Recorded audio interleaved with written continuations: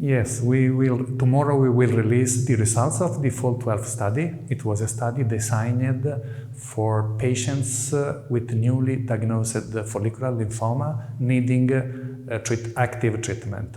The study was initially planned for demonstrating the superiority of a risk-adapted, response-oriented maintenance approach.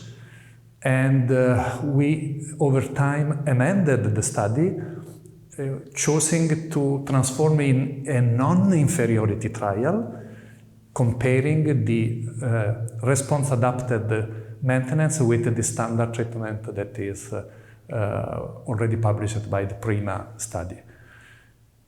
With a huge surprise, we found that although the experimental arm get excellent results in terms of prolonged PFS, the control arm, the maintenance arm, showed an absolutely outstanding performance.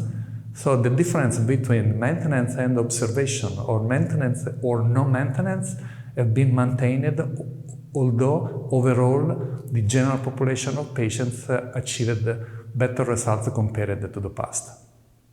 So tomorrow we will discuss these aspects, and I really don't know the reaction of the audience to this very surprising result.